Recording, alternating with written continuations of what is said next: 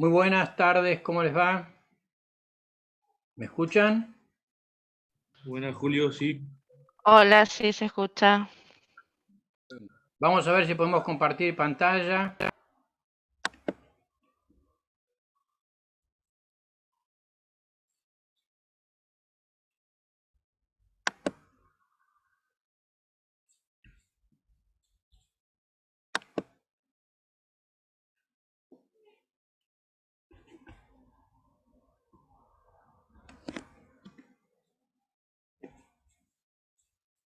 Bueno,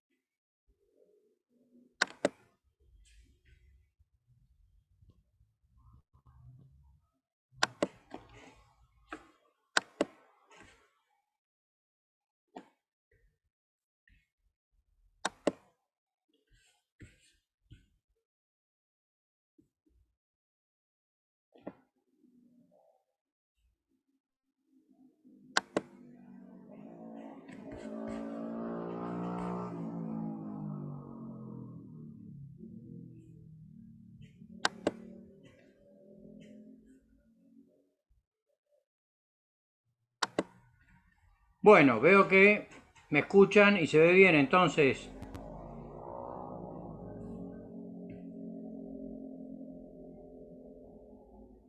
¿Me escuchan?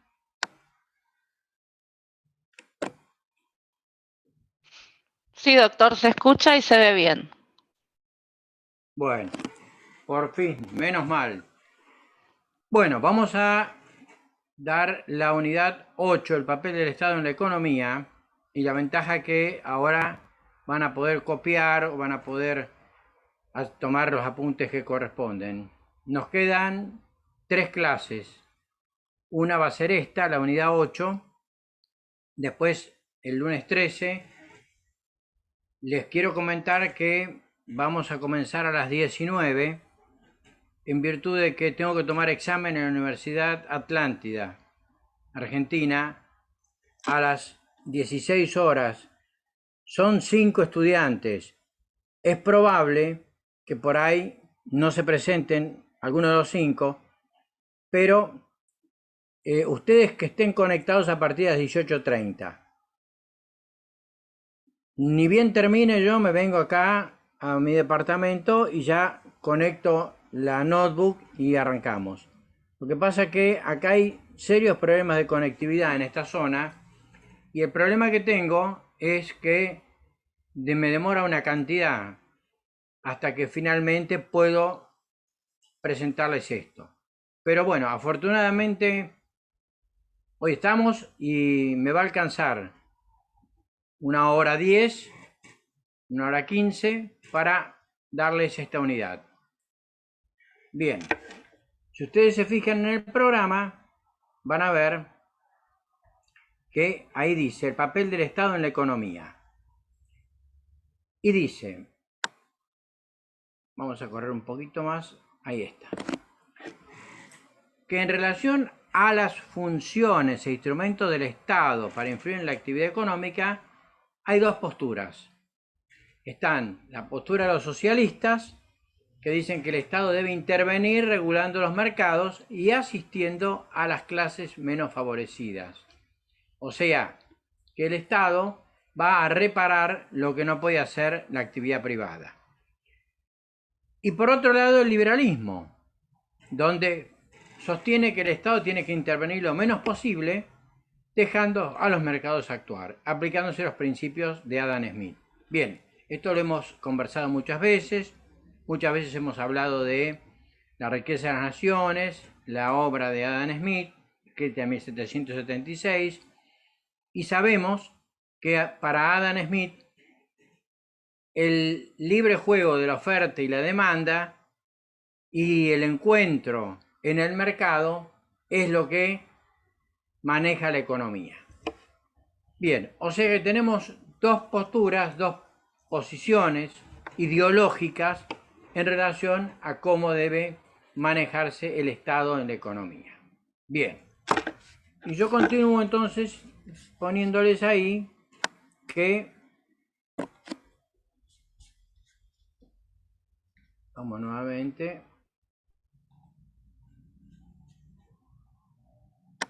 Ahí está. Bien. Entonces, vamos a ir bajando un poco.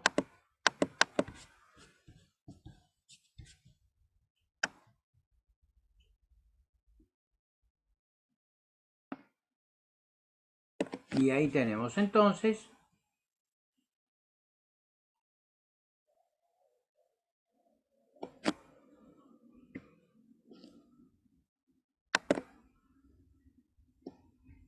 yo trato de ponerme para... Ahí está. Bien. Entonces ahí dice que las funciones, que en el siglo XX el Estado se convirtió en un agente económico regulando el funcionamiento de los mercados y con una política macroeconómica, buscando el crecimiento del Producto Nacional, el pleno empleo de los recursos y la estabilidad de precios. Sobre todo y fundamentalmente, esto se da a partir de la crisis del 29, porque es precisamente a partir de la Gran Depresión que surge la ideología keynesiana, sobre todo con la obra de John Maynard Keynes, la teoría general de la ocupación, el interés y el dinero, y por lo tanto el Estado ya se involucra mucho más, y por eso hablo ahí de una política macroeconómica que empieza a regular el funcionamiento de los mercados. Sin embargo, vamos a ver que el Estado tiene que ser muy prudente cuando regula el mercado, porque el mercado tiene sus propias reglas, tiene sus sistemas, y solo el libre juego de la oferta y la demanda es lo que va a poner el mercado en situación de equilibrio. Vale la pena aclarar que todo esto forma parte de lo que se conoce como el estado de bienestar, porque a partir del momento en el cual el Estado empieza a tomar injerencia en la actividad privada y por supuesto pasa a ser la función principal de la economía satisfacer las necesidades públicas, obviamente ese papel del Estado adquiere un protagonismo que no tenía hasta este momento. Bien, entonces ahí le pongo que dado que existen fallas en el mercado, el Estado asume muchas tareas para paliar esas fallas. Por ejemplo, la seguridad, que se hace a través de la policía, la protección de las fronteras, que se hace a través del ejército, la administración de justicia, ahí le pongo construcción de autopistas, entre otras actividades, subvención de la salud y la educación, son algunas de las actividades propias del Estado. Y esto es muy importante porque si nosotros nos ubicamos en la Constitución Nacional, en la parte dogmática, vemos que prácticamente la Constitución estaba enrolada en un sistema de Estado gendarme. El Estado se tenía que ocupar de las funciones básicas y esenciales. Por ejemplo, fíjese el artículo quinto, que le dice que cada provincia dictará una constitución de acuerdo a las declaraciones, principios y garantías de la Constitución Nacional que asegure su educación primaria, su régimen municipal y la administración de justicia. Ahí tiene hasta dónde se involucraba el Estado en el esquema liberal. Pero esa parte dogmática ha sido complementada con las funciones que el artículo 75 le otorga al Congreso, donde ahí volvemos a recordar la famosa cláusula del progreso, donde debemos proveer lo conducente al desarrollo humano con justicia social, a la productividad de la economía, a la generación de empleo, a la defensa del valor de la moneda, a la formación profesional de los trabajadores, etc. O sea, que ya no queda librado, como sostenía Adam Smith, que en el mercado no había que intrometerse, sobre todo en el mercado laboral, que se manejaba por el libre juego de la oferta de trabajo y de la demanda de trabajo. Muy bien. Este conjunto de actividades se engloban en tres grandes funciones que son, primero, fomentar la eficiencia económica. La aplicación de los artículos 41 y 42 de la Constitución Nacional son prueba de ello. El artículo 42 ya lo hemos visto y lo hemos analizado, que es el que se refiere a los derechos del consumidor en la relación de consumo. Hoy vamos a ver el 41, o sea, la preservación y conservación del medio ambiente, que está en la Constitución Nacional, en el 41, y en la Constitución de la Provincia de Buenos Aires, en el artículo 28. También ese conjunto de actividades se engloban en la equidad. Se procura la equidad mejorando la distribución del ingreso por una correcta política de impuestos y gastos. Esto en nuestro país es extremadamente casi imposible, porque la presión tributaria, la presión fiscal que existe, condiciona mucho a la actividad, condiciona no solamente al empresario, sino condiciona el consumo. Por lo tanto, esta correcta política de impuestos y gastos es una ilusión. No utilizamos ni aplicamos ese principio que en el artículo 4 dice: la formación del Tesoro Nacional se formará con el producto de los derechos de importación y exportación, la ocasión y venta de tierras públicas. Bueno, eso ya no quedan. La renta de correos también lo dejamos, pero destacamos una parte del artículo 4. Y las contribuciones que equitativa y proporcionalmente imponga el Congreso a la población. Bueno, ese concepto de equidad y proporcionalidad sigue siendo ilusorio, porque no se aplica. Lamentablemente, el concepto de equidad está en la Constitución, pero no está en la práctica, no está en la realidad. Las 2/3 partes, insisto, de nuestra actividad laboral anual se las lleva el Estado. Luego decimos propiciando la estabilidad y el crecimiento económico. Sin duda que el Estado debe propender al crecimiento económico, y lo dicen los incisos 18 y 19 del artículo 75. Lo dice la Carta Orgánica del Banco Central. Fíjese cómo permanentemente volvemos sobre conceptos que ya hemos desarrollado, que ya hemos explicado, en los cuales hemos tratado de transmitir que estas son asignaturas pendientes del Estado. El tema de la salud, de la educación, de la justicia, de la seguridad, todavía son materias pendientes que el Estado debe cumplir. Entonces, vamos al segundo punto. Está armado este esquema siguiendo punto por punto los contenidos de la unidad octava del programa.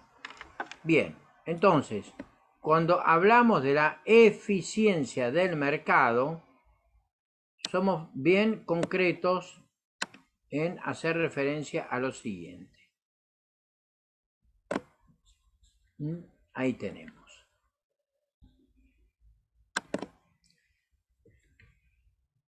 Bien.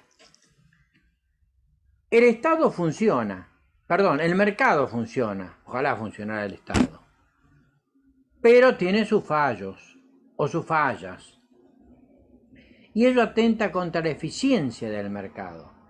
Entonces, sostiene Muchoni y Becker que es necesario tratar de obtener un equilibrio general Pues al interrelacionarse todas las economías domésticas o familias, las empresas y los mercados, se da respuesta al problema económico. ¿Se acuerdan ustedes por qué yo era tan reiterativo en la unidad primera cuando hablaba del problema económico? Y ese problema económico precisamente era bien categórico cuando decía ¿qué producir?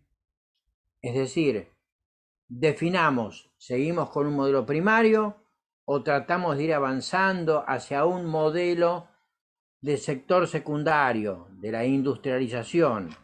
En segundo lugar, ¿cómo vamos a producir? Necesitamos maquinarias, necesitamos los medios para producir. Y tercero, ¿para quién? Porque no debemos olvidar que la definición, la conceptualización que tiene la definición de ciencia económica es administración de recursos escasos para producir bienes y servicios y destinarlos para su consumo. En esto hay coincidencia en todas las corrientes económicas, en todas las ideologías económicas. Se produce para consumir. Aún en el supuesto que usted cubra las necesidades internas y exporte el excedente, lo exporta para que se consuma en el exterior. Entonces, el concepto de consumo es esencial, es fundamental, porque mientras haya consumo, hay movimiento de la economía, porque hay productividad. Bien, entonces, vamos al tercer punto que nos habla de los fallos del mercado que justifican la intervención del Estado. Entonces aparece el concepto de externalidad y bienes públicos. Vamos en primer lugar al concepto de externalidad. Fíjense que la palabra ya le está diciendo algo, le está mandando un mensaje. Nos referimos a algo externo. ¿Por qué externo? Porque no tiene nada que ver lo que va a suceder con los agentes que intervienen en esto. Por eso, ahí le pongo que las externalidades o efectos externos surgen si en la producción o consumo de un bien, o sea, tenemos dos aspectos, se afecta a empresas o consumidores que no intervienen en la compra o la venta de ese bien. Suponga, por ejemplo, que usted tiene un terreno, una casa, con un jardín amplio, y ahí tiene bastantes flores, y en el lote o la construcción de al lado o cercana, hay alguien que, como Juan Carlos, se dedica a la apicultura. Entonces las abejas de los panales de Juan Carlos se vienen para el lugar donde está mi terreno o el suyo lleno de flores. Porque esas abejas polinizan mejor. Entonces, resulta que Juan Carlos va a terminar haciendo la miel. Pero las abejas se vienen a meter en mi terreno o en mi jardín para buscar lo que necesitan para que Juan Carlos haga la miel. Bueno, ese es un ejemplo burdo, pero lo que sí es real es que tenemos supuestos. Y estos supuestos, ustedes se van a recordar que sucedieron en la Argentina. En primer lugar, tenemos supuestos en la producción. Bien, entonces vamos a seguir bajando un poco esto. Y acá tenemos supuestos. Bien, nuevamente nos vamos a ubicar. Ahí está. Y bien, en la producción de un bien pueden darse dos tipos de externalidades. una externalidad negativa y una externalidad positiva. Vamos a invertir un poco esto y vamos a ir primero a lo positivo. Vamos a darnos un poco de oxígeno y vamos a pensar en una forma optimista. Bien, ¿dónde o cómo podemos encontrar una externalidad positiva en la producción? En la tecnología. O sea, la tecnología produce un beneficio social donde usted no tiene nada que ver, porque usted no la produce, pero usted es beneficiario de eso. Entonces, la mejora de los software. Mire, yo me acuerdo, la primera computadora que tuve era una 286. O sea, era prácticamente un mueble. Era una mesa de luz. Que en realidad tenía su teclado, pero servía nada más que para escribir. O sea, a todo evento era una máquina de escribir sofisticada. Bien, se podía imprimir y usted tenía la posibilidad de escribir y había una pantalla que en realidad era un televisor. Bueno, la cosa evidentemente se fue sofisticando cada vez más, se fue mejorando. Bueno, luego apareció la 287, que era un poquito mejor, pero cuando apareció el Windows, uno se enloqueció, porque empezó a ver ventanitas por acá, ventanitas por allá, la posibilidad de archivos, de creación de carpetas, y evidentemente todo eso significó un avance importantísimo, a tal punto que prácticamente usted se conectaba y podía escuchar hasta una conferencia a miles de kilómetros de distancia. Quiere decir que la tecnología ha producido un beneficio social innegable. Mire, si no hubiera sido por eso, en la pandemia directamente hubiéramos estado totalmente parados. Yo utilicé y aprendí, mire, mi primer libro de historia constitucional lo escribí con la Olivetti. Y sin embargo, cuando vino la pandemia, me tuve que ir introduciendo de a poco en estos sistemas, o sea, en la elaboración de gráficos de PowerPoint y poder hoy tener la posibilidad de transmitírselos a ustedes y yo tenerlos guardados dentro de una carpeta que dice documento Julio.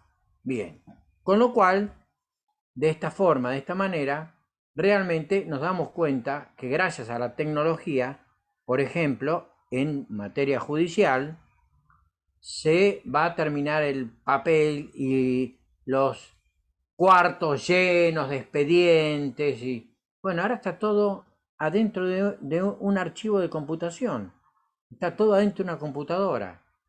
No cabe ninguna duda que la tecnología en la producción ha logrado increíbles mejoras en todo sentido, tanto en el campo universitario como en el campo del comercio, etc.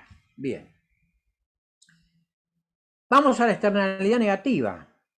Claro, hay en esto una contracara. Y el ejemplo es la contaminación.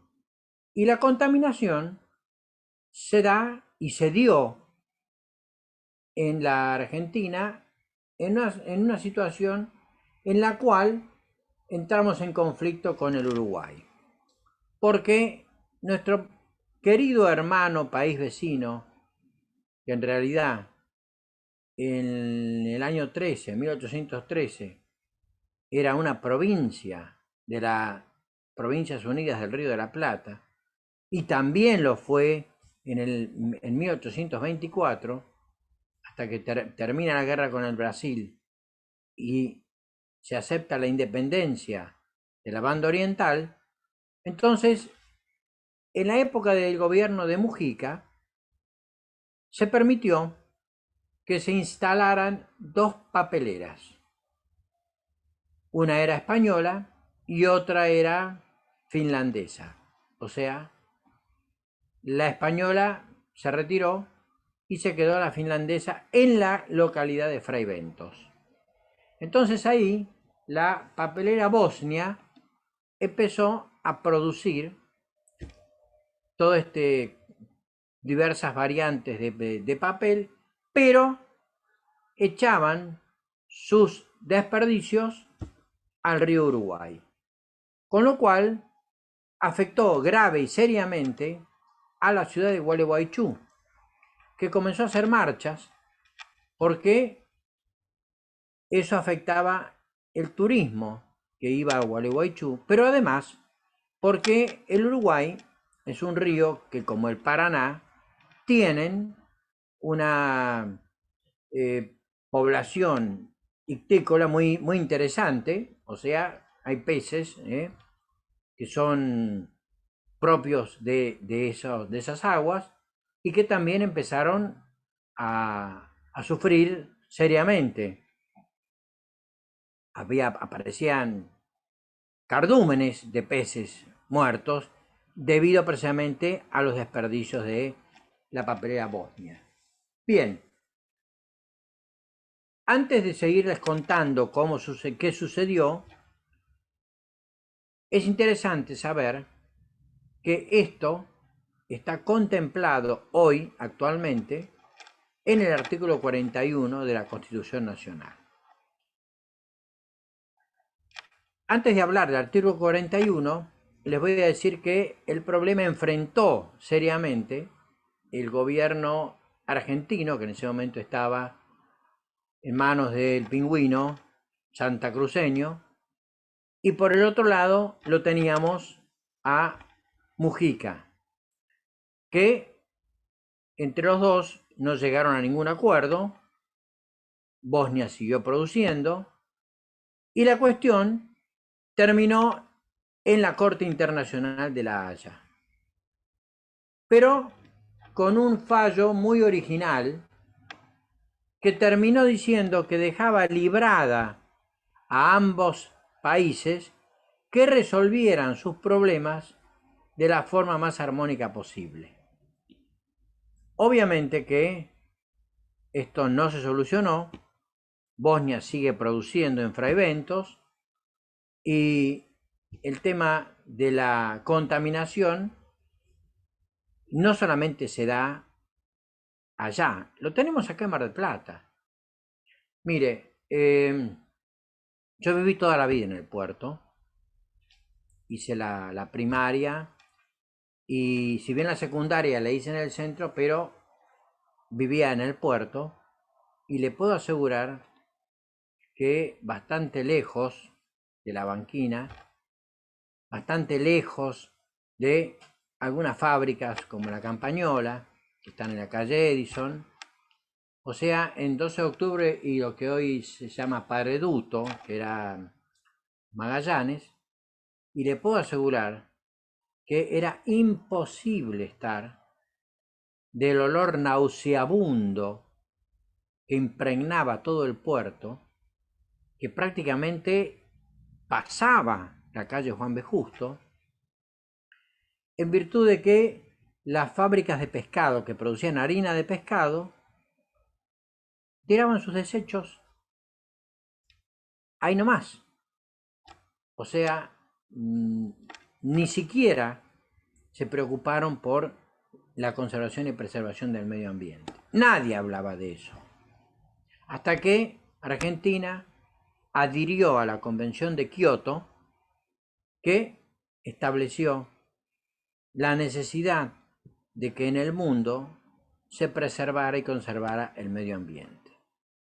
Bien, eso lo tenemos en la Constitución Nacional y atención que el que avisa no traiciona. Este artículo lo voy a preguntar porque si no, no lo van a ver nunca. Es uno de los grandes logros de la reforma del 94. Cuando se habla de los nuevos derechos o los derechos de tercera generación, surge, así como el 42, surge el artículo 41 que muy específicamente dice, y los invito a los que tienen la Constitución en la mano a que me sigan, todos los habitantes gozan del derecho a un ambiente sano, equilibrado, apto para el desarrollo humano y para que las actividades productivas satisfagan las necesidades presentes sin comprometer las de las generaciones futuras. Bien, esto de que todos los habitantes gozan, en realidad debía haber sido de otra manera la redacción.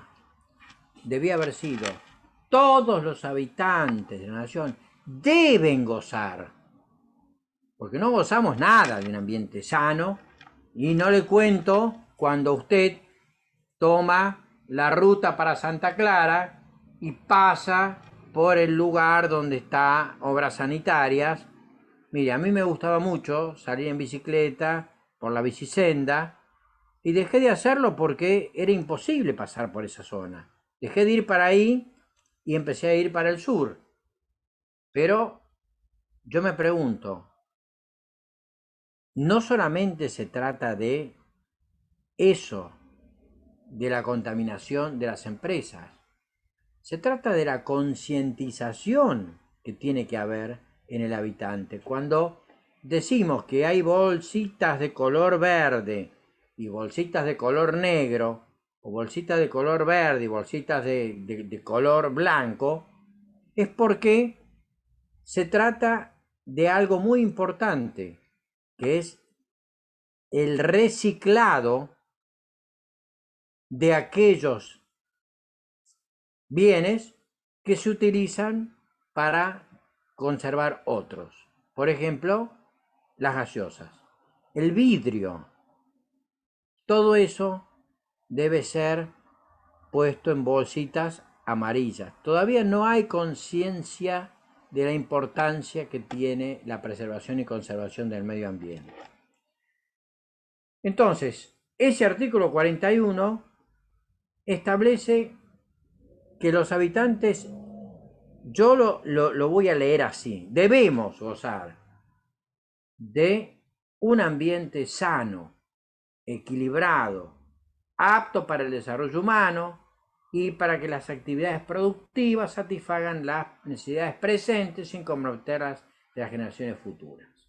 Bien, y agrega algo que es muy importante, tienen el deber de preservarlo, el ambiente sano.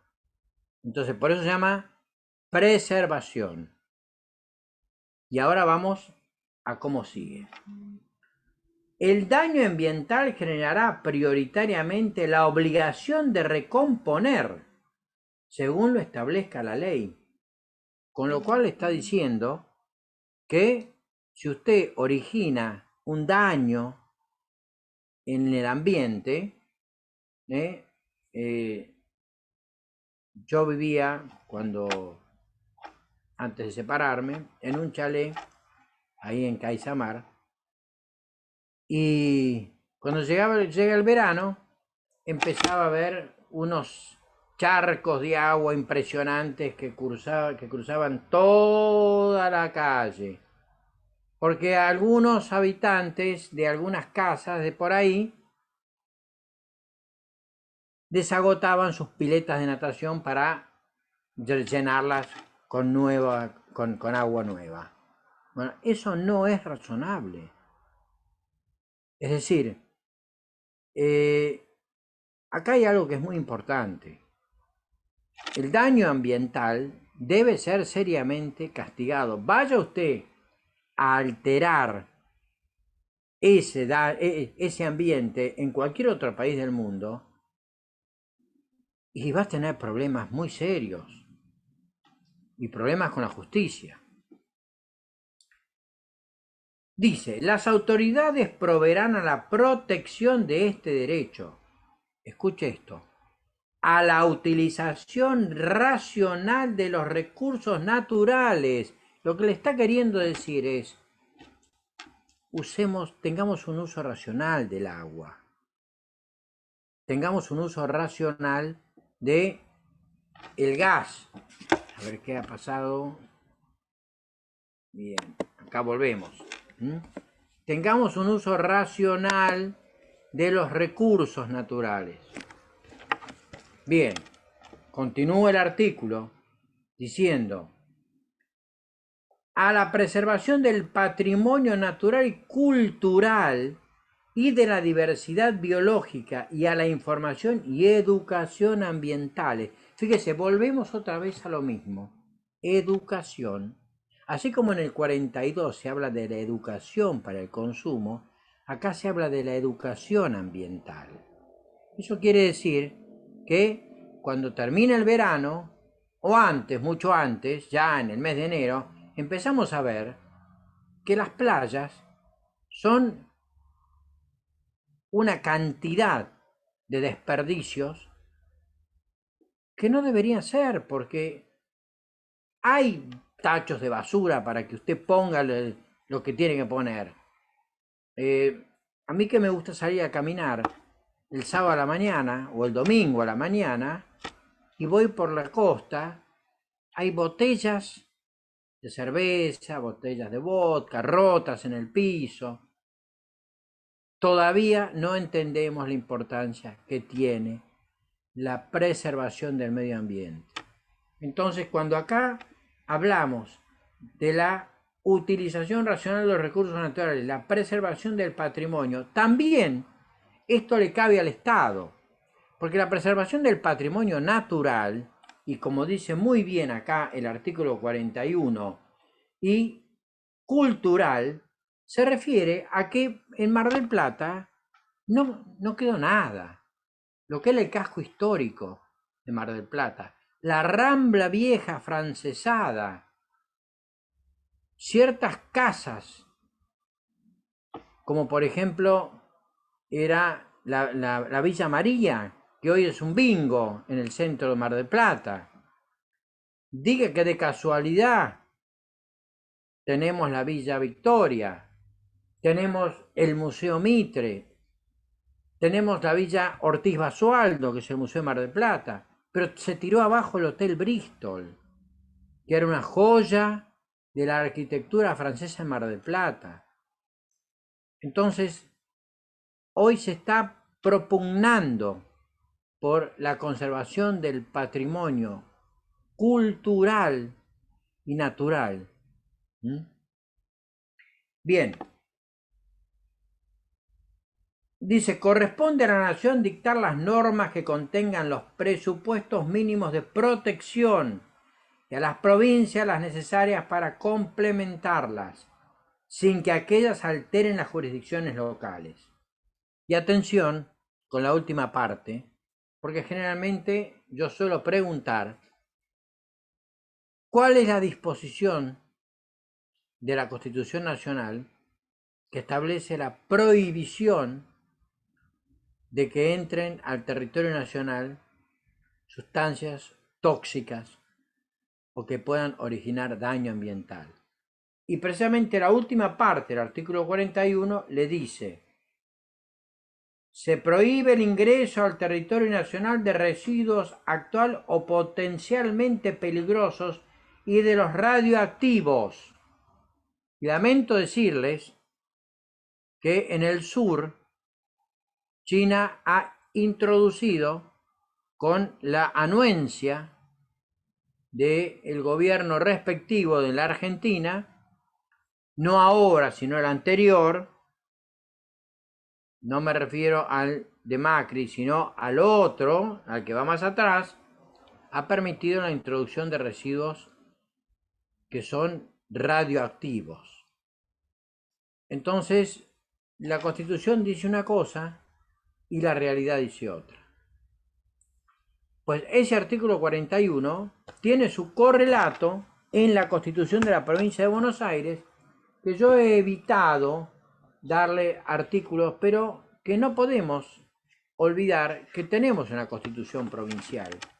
Y por eso, el artículo 28, al respecto, es muy claro cuando nos dice, en relación al tema de la conservación y preservación del medio ambiente, nos dice bien claramente que Los habitantes de la provincia, artículo 28, tienen el derecho a gozar de un ambiente sano.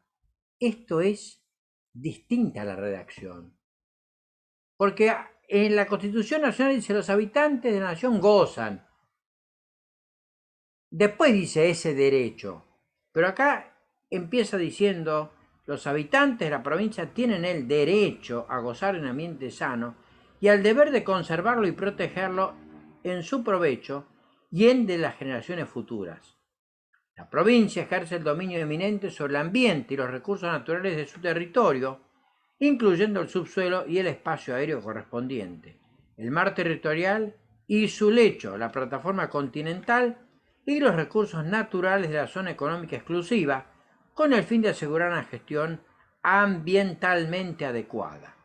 En materia ecológica, deberá preservar, recuperar y conservar los recursos naturales, renovables y no renovables del territorio de la provincia, planificar el aprovechamiento racional de los mismos, controlar el impacto ambiental de todas las actividades que perjudiquen el ecosistema, promover acciones que eviten la contaminación del aire, agua y suelo, prohibir el ingreso en el territorio de residuos tóxicos o radioactivos, dice lo mismo que la Constitución Nacional, y garantizar el derecho a solicitar y recibir una adecuada información y a participar en la defensa del ambiente, de los recursos naturales y culturales.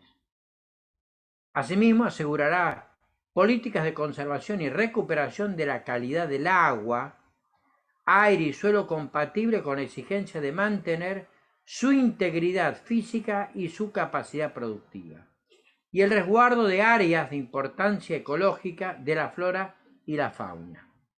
Toda persona física o jurídica cuya acción o omisión pueda degradar el ambiente está obligada a tomar las precauciones para evitarlo. Bueno, acá estamos hablando de la flora y la fauna. Eso es muy importante, porque hay fauna en estado de extinción en la provincia de Buenos Aires, sobre todo por la zona de la Sierra de la Ventana, donde se otorgan permisos de caza de ciervos, de diversidad de animales que están en peligro de extinción. La Constitución de la Nación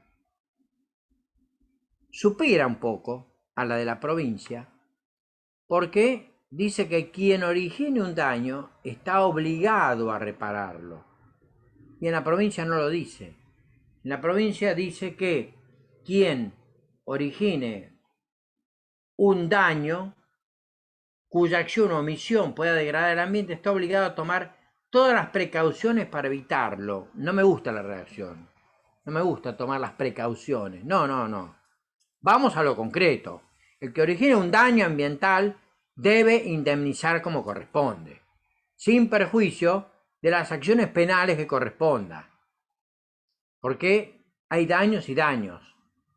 Sobre todo, hay ciertas empresas, más allá de las empresas de pescado, ciertas empresas de energía que originan daños graves. Bueno, ni que hablar de la Barrick Gold Corporation, cuando para la explotación del oro en San Juan utiliza amoníaco y ha contaminado los ríos de la provincia de San Juan.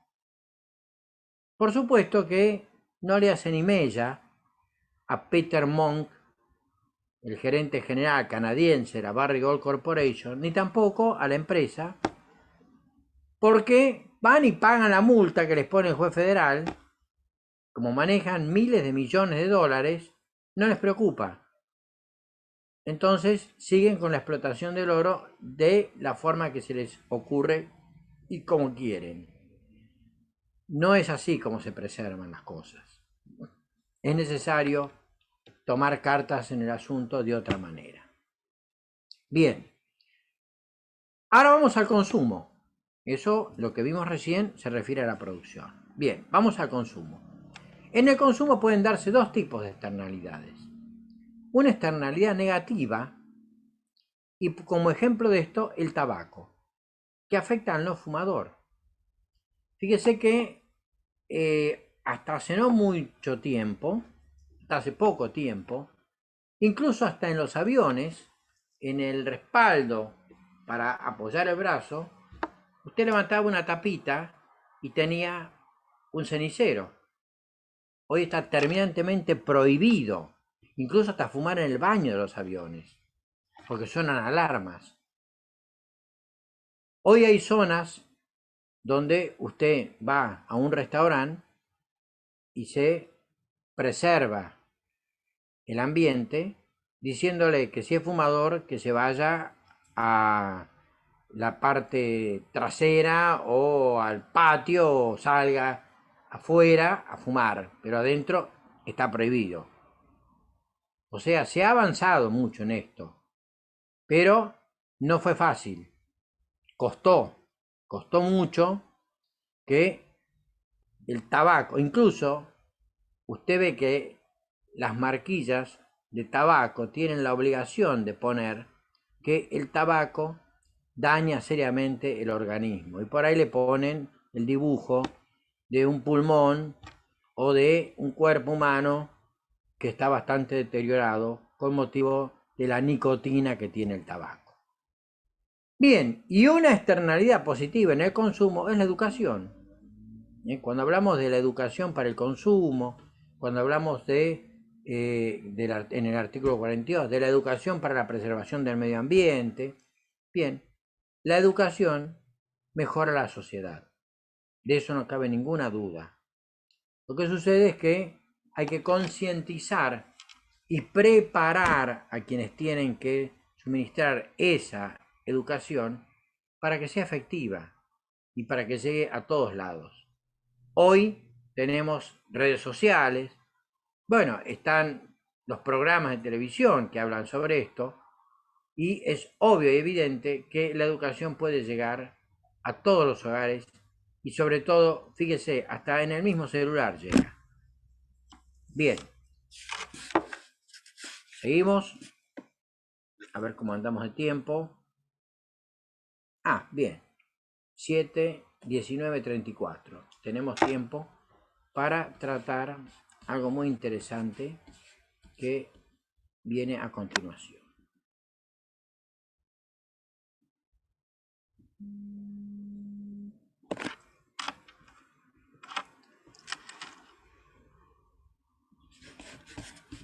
Me voy a ubicar ahora, así me dan ustedes un segundo. A ver dónde está el cursor. A ver, acá está. Bien, ahí está. Bueno, ahí les puse lo siguiente.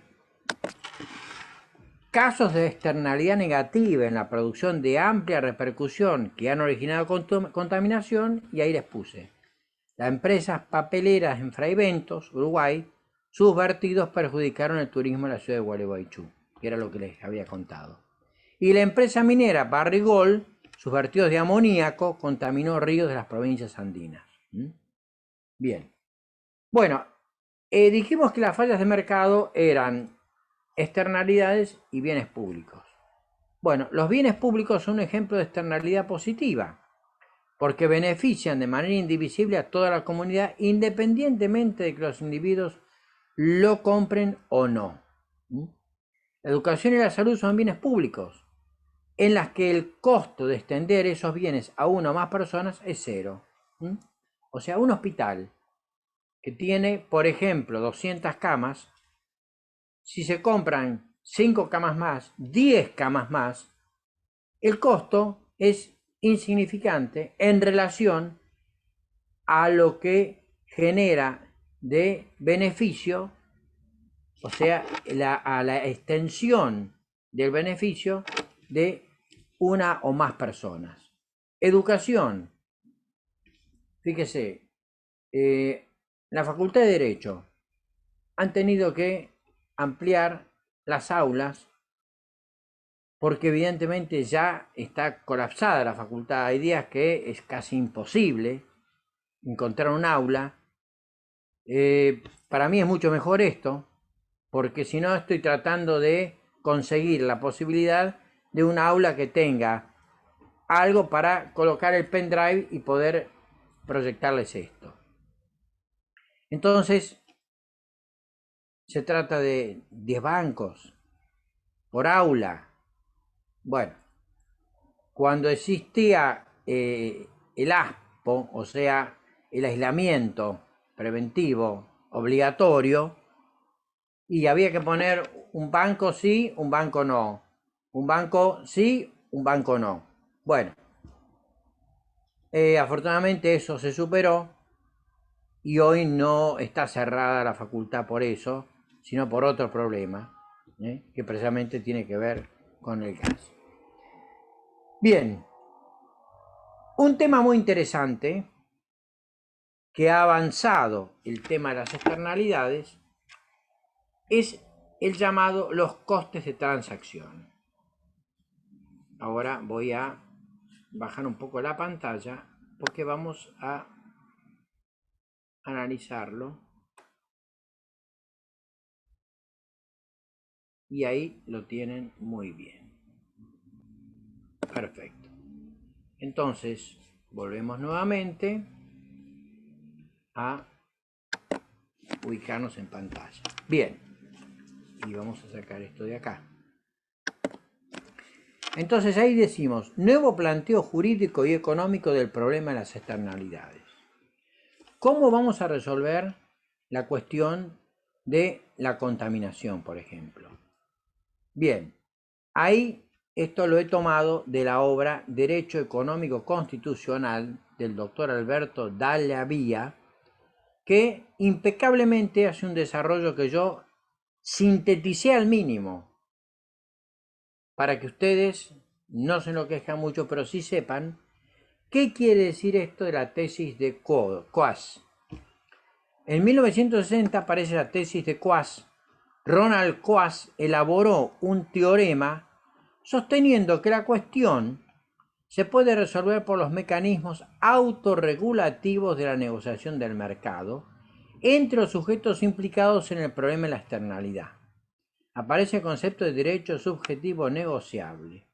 Quiere decir, el que origina un daño ambiental a otra persona o a otro grupo de personas, pues se va a tener que sentar a conversar cuánto es la indemnización que le piden, cuánto es lo que él está dispuesto a abonar y llegar a un punto medio donde, cediendo un poco las dos partes, se logre indemnizar el daño al medio ambiente.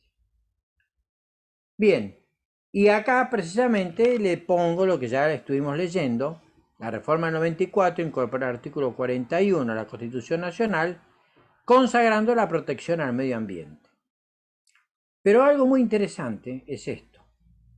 En realidad ya estaba en el actual artículo 33, porque la preservación y conservación del medio ambiente, como la relación de consumo, son derechos no enumerados, pero que no significa negación de otros derechos. Es decir, el artículo 33 lo vamos a leer porque dejó la puerta abierta, muy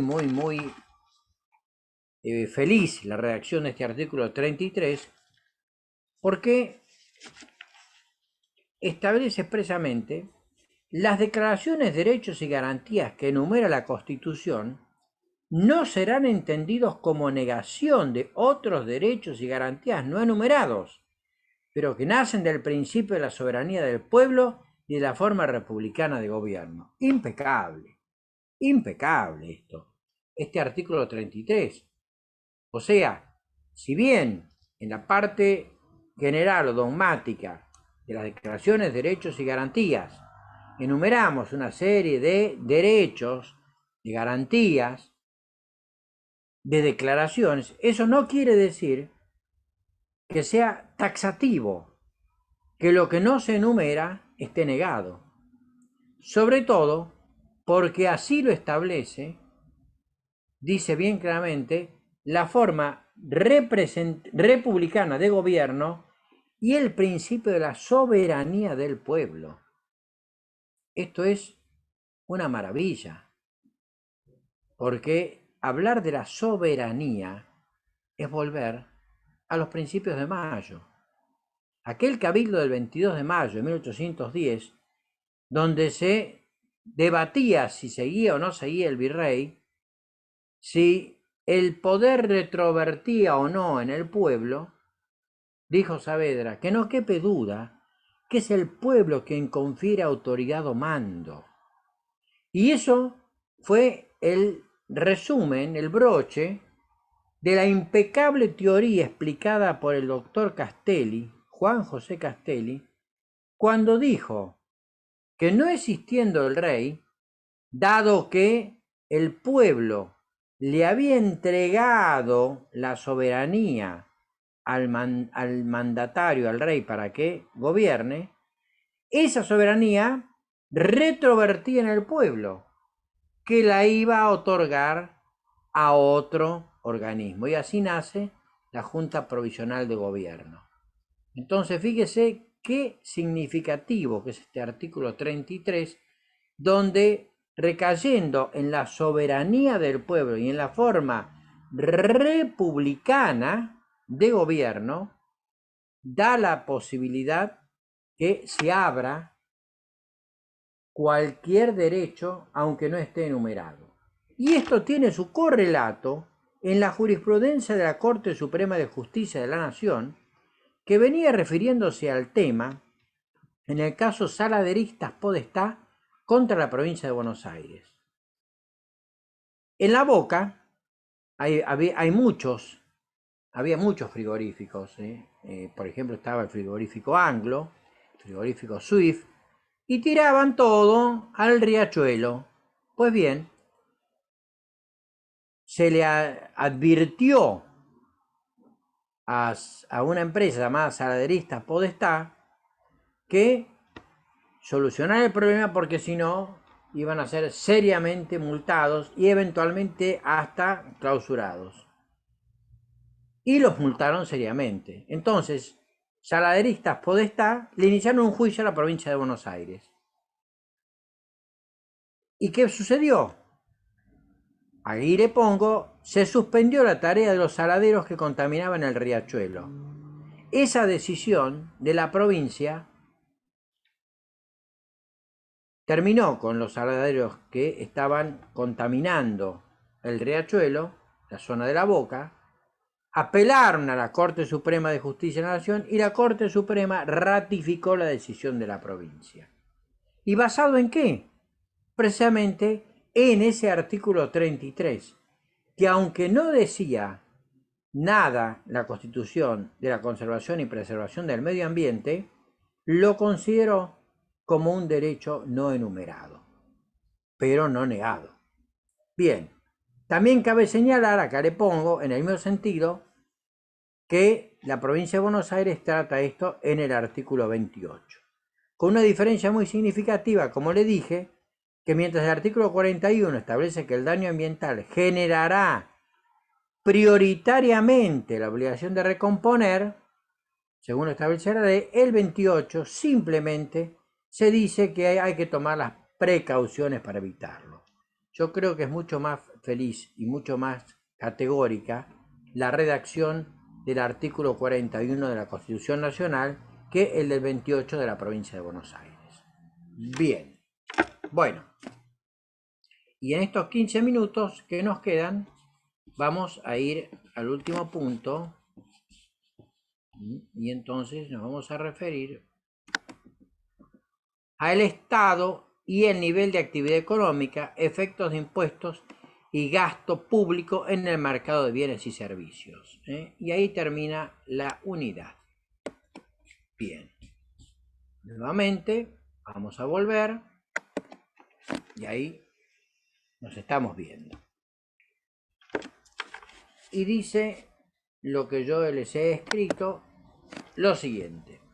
El Estado interviene en la actividad privada mediante 3 instrumentos: impuestos, gastos y regulación. O sea, estamos bien puntualmente en el papel del Estado en la economía. Vamos a ver, impuestos, en primer lugar.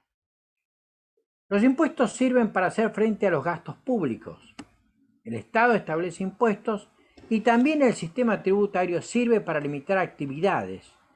Por ejemplo, el caso de fumar o incentivar otras como otorgar créditos para obtener una vivienda. O sea, a través de los impuestos se puede otorgar créditos o subsidios a través de los bancos. Lo que pasa es que este es un tema que nunca va a tener solución en la Argentina. No sabemos a dónde van nuestros impuestos. Por eso cuando hablamos en el presupuesto de los organismos de control, y hemos hablado de la sindicatura, de la Auditoría General de la Nación, de la Comisión Mixta Parlamentaria Revisora de Cuentas, es porque lo que estamos queriendo decir es se tienen que controlar el manejo de los fondos públicos. Porque los fondos públicos son para esto, son para dar subvenciones, son para dar alicientes a la producción y en realidad sigue habiendo un rojo impresionante en el fisco. El déficit fiscal sigue siendo grave. Bien, vamos en segundo lugar al concepto de gastos. El Estado debe prestar servicios, acá dice presta, yo digo debe porque no lo hace, como la salud y educación, merced a esos impuestos. Fíjese, países como Suecia, Dinamarca, tienen una presión fiscal muy grande, pero la salud funciona impecablemente bien. Y la educación primaria y secundaria es gratuita. Entonces, a usted sí le da gusto pagar los impuestos y no va a evadirlos porque sabe que vuelven en servicios. Entonces, de alguna manera, usted se siente gratificado por ser un buen contribuyente. Más allá de que tiene una cultura tributaria de años, porque el Estado administra como corresponde. Pero acá tenemos otro drama que ya lo hemos conversado y que evidentemente no va a ser sencillo solucionar, que es la corrupción. Mientras en la obra pública exista corrupción, lamentablemente va a ser muy difícil que haya hospitales públicos que funcionen, que haya escuelas públicas que funcionen y que la universidad también tenga una buena solución al problema. Fíjese, hoy tenemos la Facultad de Derecho de Mar del Plata cerrada, clausurada, porque desde el mes de agosto del año pasado había una pérdida de gas. Vino Camusi, se llevó los medidores y desde ese momento pasó septiembre, octubre, noviembre, bueno, había un poco de calor, no hacía tanto frío, diciembre, enero, febrero, marzo, abril, mayo, pasaron 9 meses, no se solucionó el problema, ni a nivel decanato, ni a nivel de rectorado. Llegamos a junio y ya el frío empezó a ser significativo, entonces se cerró la facultad. Es inaudito. Cerrar la facultad de Derecho porque hace 10 meses que no tiene servicio de gas. Yo realmente cada vez he perdido más la capacidad de asombro.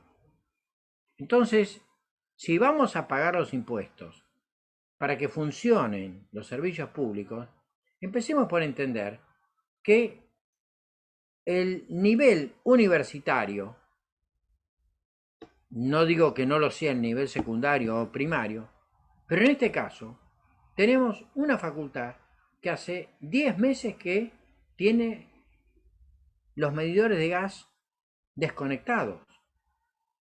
Y tal vez el problema sea de sencilla solución, pero no se puede entender cómo no se ha logrado en este tiempo restablecer el funcionamiento de gas en la Facultad de Derecho.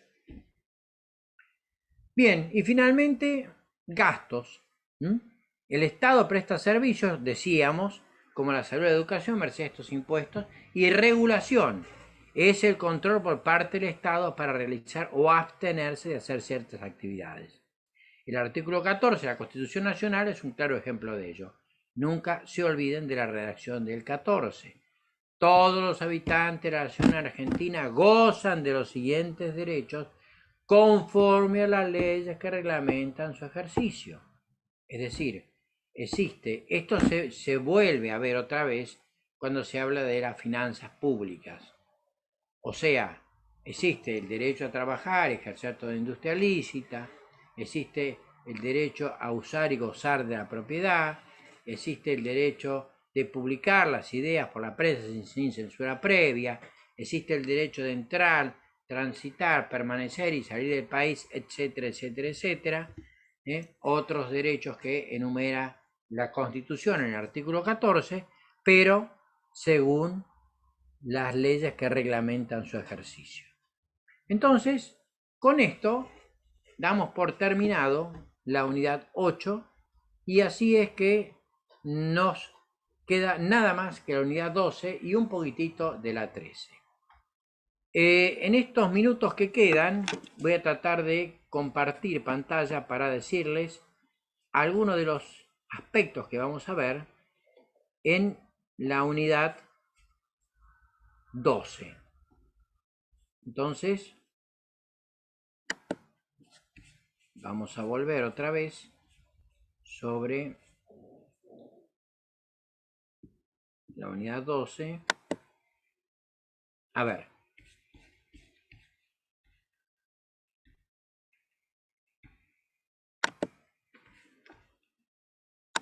¿Se lee que dice ahí el derecho tributario? ¿Lo ven bien? ¿Alguno No, que me pueda...? todavía no se ve. Yo No por se lo ve. menos. Bien, entonces vamos nuevamente a ver si podemos compartir pantalla.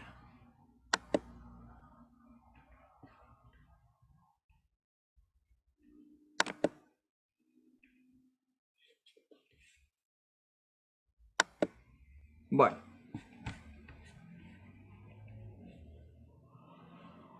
Ahora sí. usted no se imagina lo que a mí me costó meterme dentro de esto. El Cisco Weber, el Microsoft Teams, el PowerPoint, el Zoom. Bueno, yo estoy maravillado. Es para mí el gran legado que me dejó la pandemia. Lamentablemente no pueden decir eso mucha gente que ha perdido familiares, que ha perdido amigos, que ha perdido gente querida.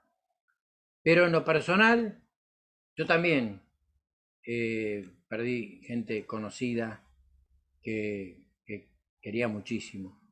Pero por lo menos con un criterio esperanzador y positivo, esto nos permite que nos acerquemos a la posibilidad de que yo llegue a ustedes mediante este sistema. Bueno, la unidad 12 se refiere al derecho tributario.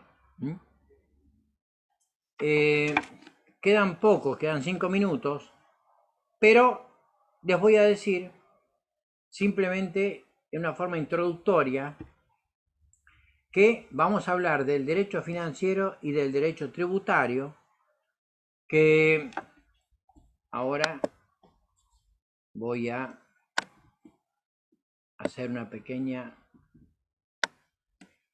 Ahí está. ¿Se sigue viendo? Sí, sí. Bien. Vamos a ver el contenido del del derecho financiero, una pequeña evolución histórica, concepto del derecho tributario, divisiones del derecho tributario. Vamos a ver un punto importante, la autonomía del derecho financiero y el derecho tributario. Después vamos a ver, bueno, Furundarena Pérez, ¿qué? ¿Usted quiere que yo sepa todos estos artículos? No, de la Constitución Provincial no le voy a preguntar nada. Quédense tranquilos, me conformo con que sepamos los de la Constitución Nacional. Pero todos esos artículos que están citados ahí, acá todos estos que empiezan con el cuarto y termina con el 126, los hemos venido leyendo.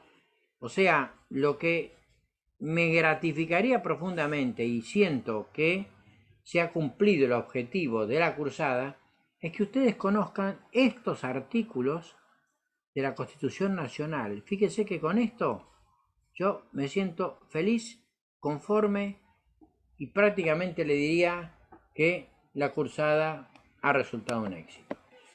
Bueno, de la codificación del derecho tributario no vamos a hablar y de la interpretación tampoco. Vamos a hablar sí de los principios constitucionales del derecho tributario porque son importantes, las potestades tributarias de la nación y las provincias, el régimen de coparticipación tributaria, limitaciones al poder de imposición. Después tenemos los principios constitucionales, la relación jurídico-tributaria. ¿Esto por qué? Porque hay una materia hoy que se llama derecho financiero y tributario y hay otra materia que se llama nociones de economía. Entonces, como ustedes no se cambiaron de plan, mi obligación es que por lo menos tengan alguna referencia de introducción al derecho financiero y tributario.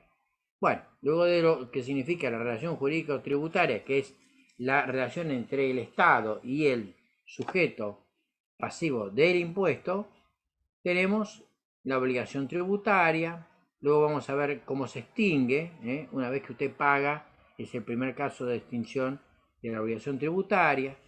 Luego vamos a ver algo muy interesante, que es la ley 11683, y van a ver ustedes las facultades omnímodas que tiene la FIP, y que incluso tiene ARBA en el Código Fiscal de la Provincia de Buenos Aires, por el cual prácticamente ya excede la discrecionalidad para entrar en un ámbito prácticamente de autoritarismo del Estado. Bueno, tenemos los rasgos distintivos. Vamos a ver la FIP como órgano de aplicación, con todas las distintas, los derechos formales de la relación tributaria, la facultad de verificación. Luego vamos a ver cómo se determina la obligación tributaria, la vía recursiva contra los actos administrativos de alcance individual. Esto es una materia que prácticamente los abogados han dejado librado al manejo de los contadores. Y es una materia que debemos recuperar, porque fíjese que en la época de los corralitos se litigó profundamente contra los bancos, se litigó contra la FIP. Bueno, hoy en día se litiga contra la ANSES porque por un fallo de la Constitución Nacional se declaró la inconstitucionalidad de el impuesto a las ganancias sobre la jubilación de un jubilado o sobre la pensión. Y la ANSES ha tenido que devolver todo ese dinero. O sea que se puede litigar contra la administración pública. Bueno, después vamos a ver algunos casos de ilícitos tributarios, algunos delitos tributarios, algunas nociones del procedimiento tributario. Vamos a ver la existencia del Tribunal Fiscal de la Nación y finalmente vamos a ver la prescripción de las acciones del fisco para cobrar. Estos son los temas que vamos a ver en la clase del próximo lunes y en la del miércoles. Entonces, acá estoy. Es la última parte y damos por cumplido la cursada de Economía y Finanzas. Así que, siendo las 20 horas, me despido de ustedes. Los invito realmente a estudiar porque fíjense que vieron una cantidad de artículos de la Constitución Nacional. Bueno, eso es categórico para aprobar la cursada. El examen sabemos que lo vamos a tener el día 22, o sea, el día miércoles, y vamos a comenzar aproximadamente a las 17 horas, porque más o menos son 12, o tal vez antes, a las 16 horas, porque siendo 12, yo quiero evaluarlos antes de las 8, quiero terminar a las 8:30 a más tardar, porque tengo que seguir con Mar de Ajó y con Dolores. Entonces, me despido de ustedes y el día lunes próximo vamos a comenzar. Yo voy a tratar de empezar lo más cercano a las 18:30. Ustedes estén conectados, pero sepan que si me llego a demorar un poco, le voy a pedir a Juan Carlos, si quiere, que tome nota de mi celular, que es 156-882975.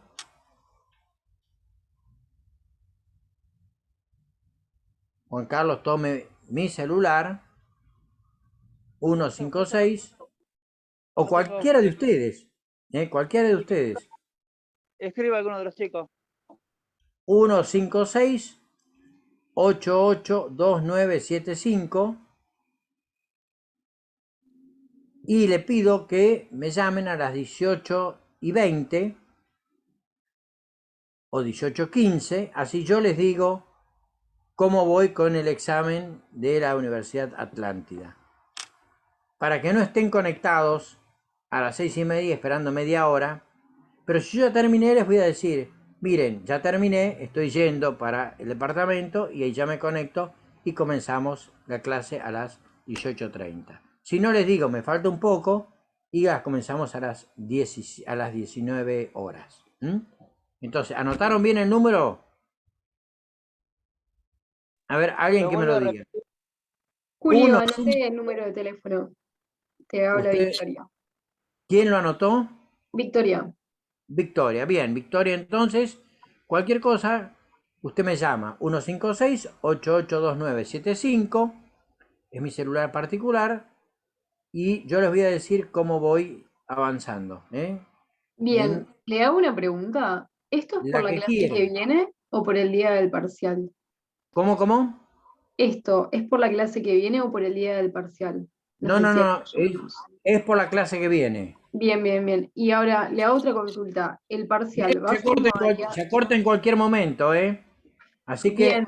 pregúnteme rápido, yo por si acaso ya me despido de todos. Si el Porque, parcial va a ser virtual o presencial, esa era mi consulta. mire, como están dadas las cosas, me parece que va a ser virtual.